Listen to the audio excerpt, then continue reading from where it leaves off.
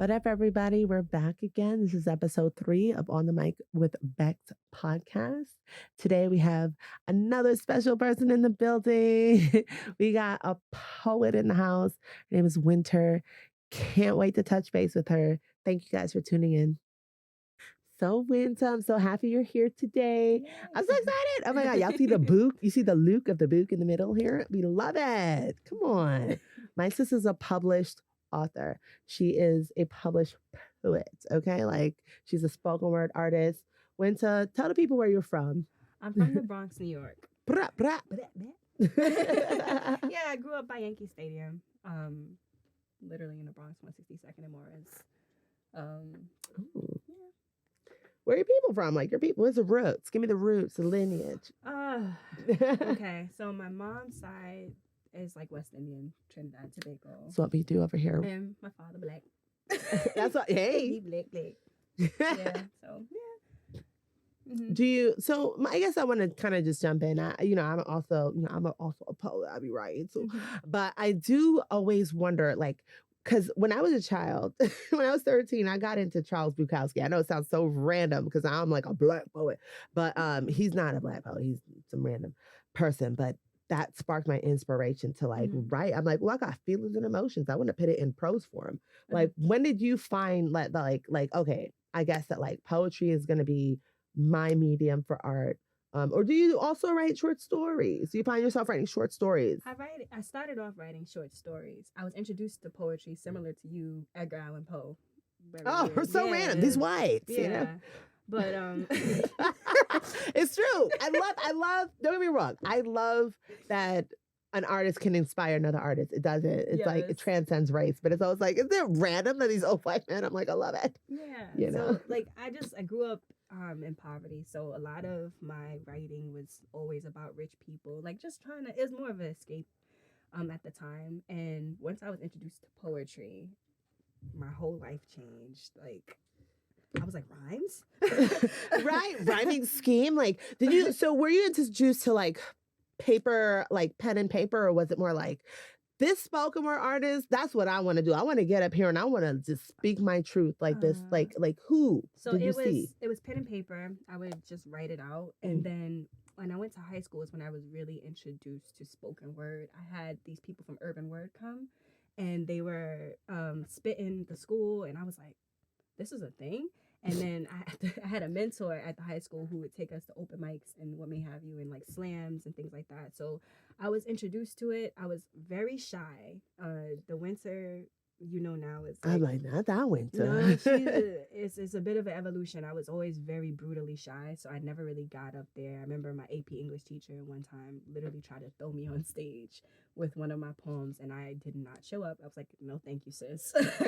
So yeah, I didn't think I had anything worth sharing. So that changed for me. Like in 2017, I wind up going to New York Weekend with my cousin one time, and Roya Marsh was there, Jive Poet was there, and Mahogany Brown was there. Yeah, like oh wow! I'm like, what? She was at, but she would be at New York Weekend. And I'm sitting there and I'm watching Roya Marsh in a poetry slam, and she like was, and I'm like, yo, like I literally do this. I literally be in my room doing just this, like reading my poems out loud with this much emotion. Like I can do this. So I wind up applying. Someone I know is an event coordinator, and I wind up applying to perform at one of her events. And that was my first feature and first time performing live. I was shaking in my boots, reading from my phone, but it was the catalyst for the Winter we know now. Oh, we love it. I was gonna ask you. I was like, what was your first open mic? Oh, come on, that was recent. Let me tell you, y'all. Like, Winter be performing. Like, she's like, I do this in my sleep. Okay, like So when I dived into soul, right here, guys, y'all see soul right here. When I dived in, I found that. So I know that this book is like, it's giving like body autonomy. It's giving like love yourself for you. I am reflecting inward, and I'm letting you know that like I've been through these trials and tribulations through my, like it gives you like this path from like your youthhood to even present day. Your metaphors that you even use in a lot of your pieces go right back to like your body and like, like your reflection and I was reading, I was like, I'm reading little. I was like, it's giving that. And I think that's what I love about this project that you did here. It's just really going to empower a lot of like Black women, a lot of Black mothers, a lot of Black, just people in general. Yeah. I mean, when I started writing it, it was right there in the beginning of the pandemic. I had just gotten furloughed from my job. I was suffering a rough patch with my partner, and I was saying to myself, like, what am I going to do with all of this time that I never had? So I started living my James Baldwin life, really going to Prospect Park on unemployment. Child, I had that good old unemployment. Jello. So I was writing, I was writing in the park, and I was just like, I see a theme here. Like, I keep reverting back to something. And it was really therapeutic to kind of, I guess, excavate a lot of things that I hadn't realized I was dealing with in the form of poetry. And once I started to see what exactly my soul was saying at that point, I was like, oh, okay. So really what soul is like, it's a story of my relationship with my body and how it's evolved over time, like the places it's been, child, and, how that's differentiated over the years. And for me, it got really like more concrete when I found out I was pregnant with a girl. And I was just like, okay, yeah, she needs to understand that whatever trial she goes through, especially as a female, as a woman, it's very much real, and you don't have to feel ashamed about it. Like, you don't have to feel like you're less than. Like, your mom went through this, and she wrote the book and the story for everyone to realize that there's nothing to be ashamed of. I love it. I love it so much. I was really into one of your pieces. It's called like Seventh Grade. It spoke to my shondo. It's just the way that you. Okay, let's dissect. It's the going to that moment in seventh grade where you were, confronted with like, let's break it down to something simple, naysayers, and then looking back in retrospect and comparing to like how you deal with it now, and just drawing from that moment of like a painfulness, like I found that journey that made me cry a little bit because I'm like, girl, I was there.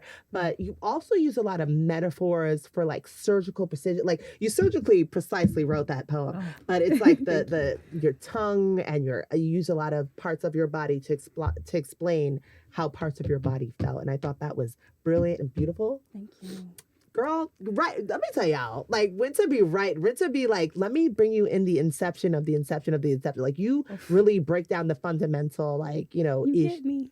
No, it's true though. It's like you really broke it down. It was like, like my own tongue, like a surgical tool, is like cutting into me from like something from the past. That, like, because all I think about it, if I break it down, is like laying down at night and like, remembering a hurtful moment, embarrassing moment, and like bringing that back to like, how can that teach me now? How can I grow from that now? And you do that really well in that piece. Thank you. What was the inspiration? Even though I can read it, but like I want to know the inspiration behind that piece. Okay, so as I said, like, the theme here is really my relationship with my body, and one of the things like that I have a lot of insecurities naturally. I'm a person, I'm a woman, and one of the good-looking woman. Thank you. I feel that way now. Hello. It took me a while, but one of the things that, catapulted that poem was like really thinking about, why did I feel unattractive for so long? Like, at what point in my life did I even like associate myself with being anything other than beautiful? Like, and really, I was like unpacking, and it went back to like being in the 7th grade. And at the time, being dark skinned, let alone dark skinned and thick, child, like, was not the thing. Like, it was skinny, light skinned girls, skinny Puerto Rican girls. I was in the Bronx, I told you.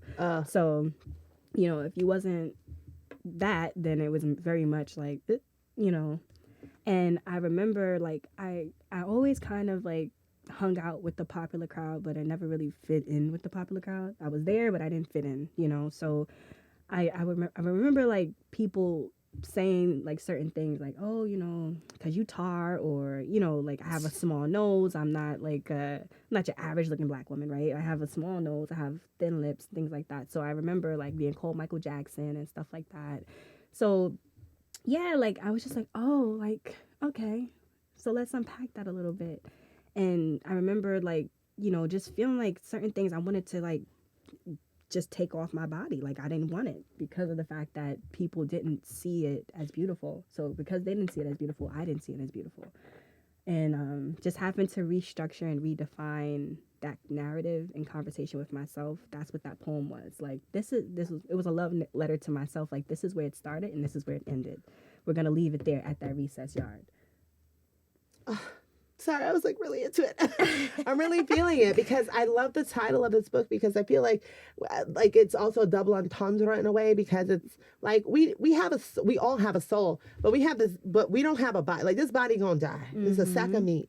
But to just name this about this being like our soul and like something that we carry with us, it's more inherent than like our body, like what we are on the outside is not what we are on the inside. So it's like I think that's also like what's really cool about this book is that it's like you look inward to like how you feel and then like versus how you present yourself to the world and how the world sees you. That's another aspect. It's like how do these people receive me? You get it. So I'm here for it. I'm here for it, girl. I love when people get it. I get it. I love it.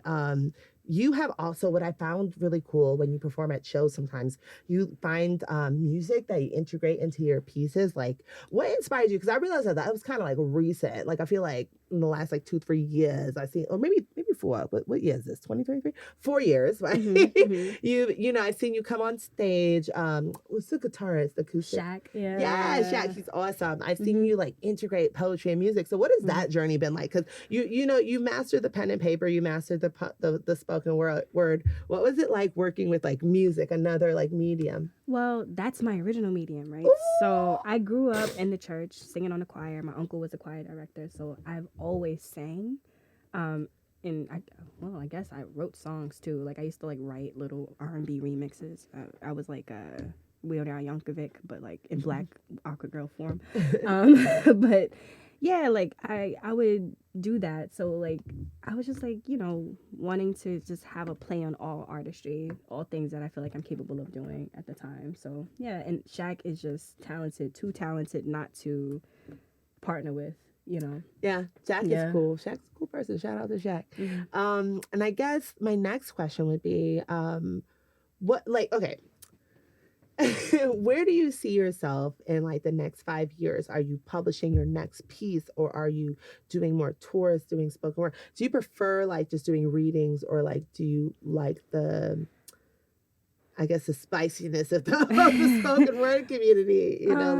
Well, I guess it really depends, right? So I really, really do enjoy the intimacy of a reading, and just giving a voice to the volume of my book or whatever is on pen and paper at the time. Like I love giving a voice to that. Because a lot of times I'm writing things and it's really just what's on my heart. It's not even like I'm like, oh, this is gonna be dope on stage. Like no, like when I write something, 100% of the time, it's from my heart. It's from something that I experienced, something that inspired me, something that I saw, and I was like, this is something that needs to be spoken about, So like, it's always very like intimate, and I love to hear people's depictions when I read something off of that's new.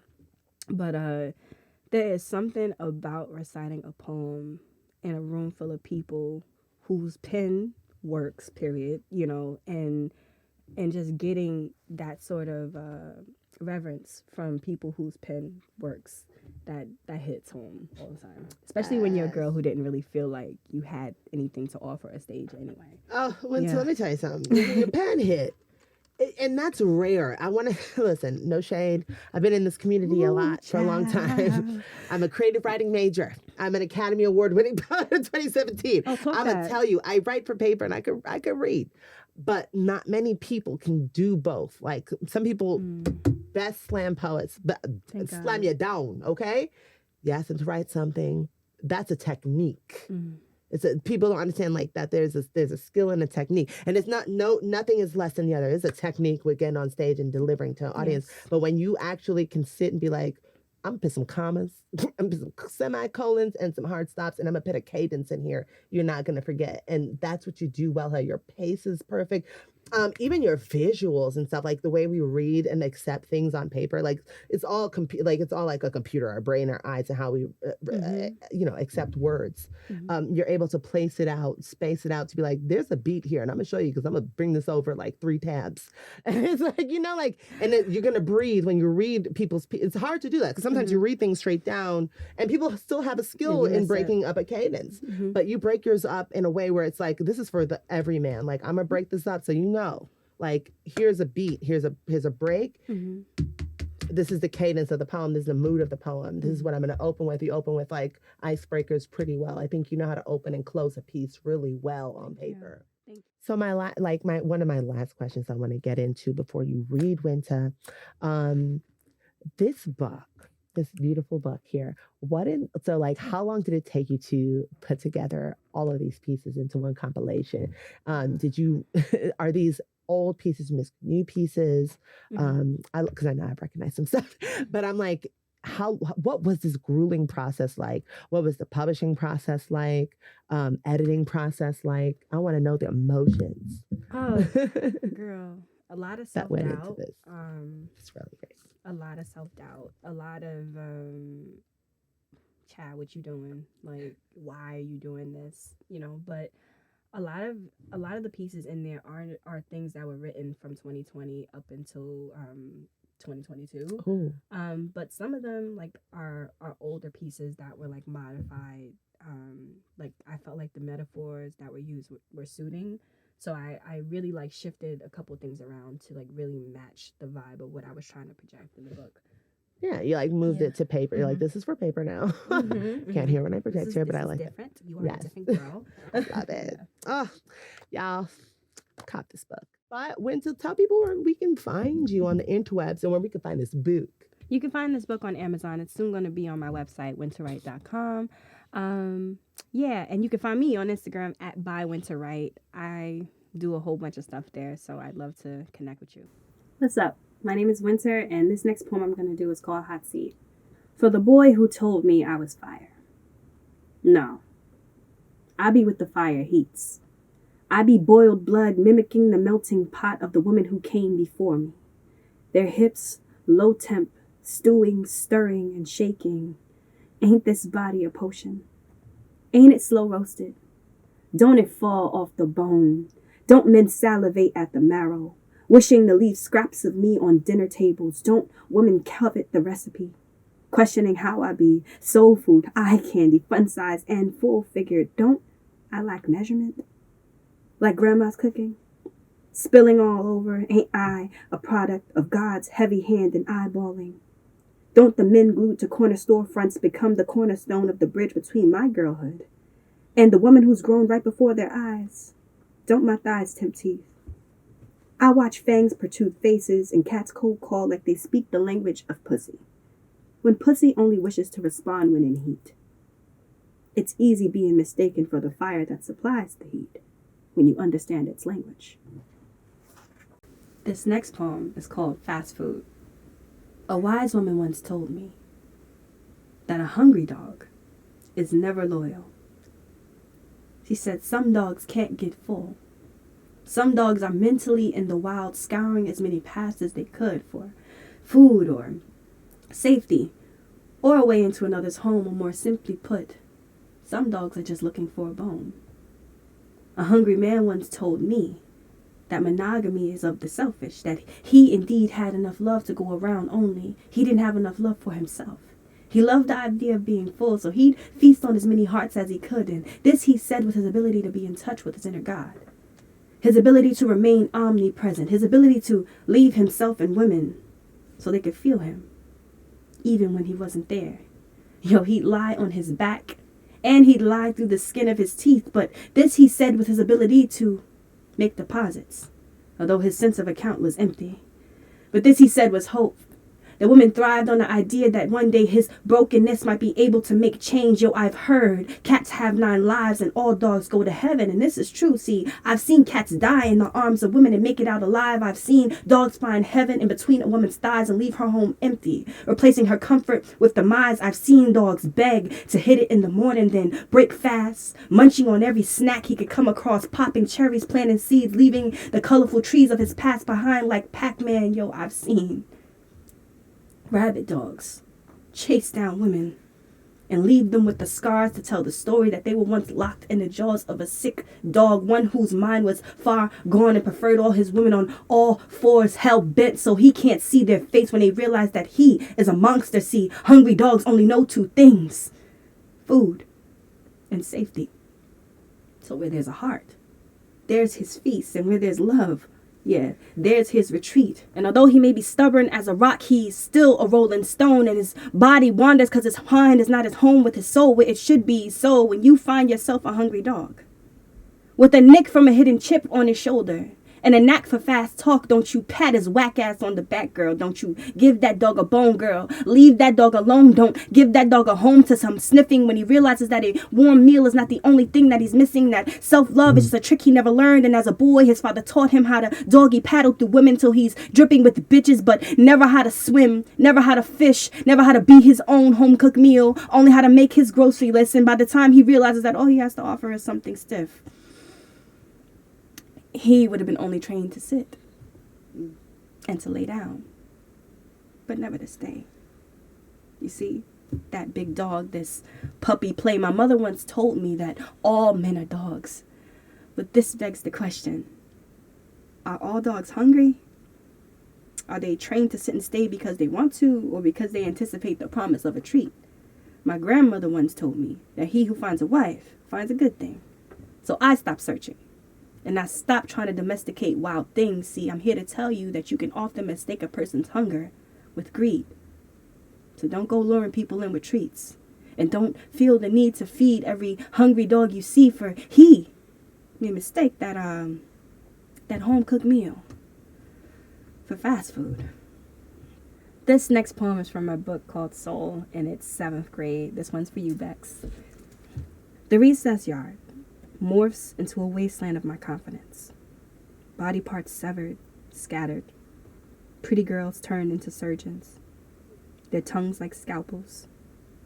They pick me apart. My mirror's image, disjointed. I often visit the recess yard. To pick up my remains, it's still too bloody. I wear the blood stains on my teeth from using self-deprecation to translate the hieroglyphs of my scars. My tongue is now the knife. I sedate self-esteem like it won't require a recovery when it awakes. I have yet to reattach to the things that were amputated on recess yards. I have yet to reassemble. I have yet to be whole. You guys, that was Winter Wright again. You could find her on IG at bywinterwright right here. Just click on that or follow it on IG. You could find her book Soul on Amazon, or you could find it on winterwright.com as of March 1st on her personal website, because my girl is doing it big out here. As always, you guys, you can find me at onthemicwthbex on IG. You know, any local artists that want to be featured on our podcast, please slide in my DMs like a Jamaican bobsledder, and I'll be there to answer that call. Take care, as always.